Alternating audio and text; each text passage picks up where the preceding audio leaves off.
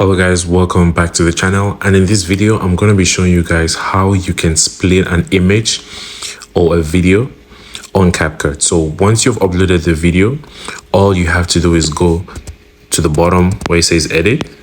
You click on edit, then you scroll to the specific area of the video where you want to split. Let's say I want to split it at the 4-second mark. I click split, and I also want to split it at the 6-second mark. I go to 6 and I also click on split. So now I am able to do what I want to do with the 2-second video. So I can choose to delete it. If I want to delete, I choose the video and I click delete. So now I have split the video into 2. That's about it. And also, if you want to move the video and correct it, you can just touch here and you move in whatever direction you want, and you take you back to the original video. Exactly. And you can also scroll back or you undo here.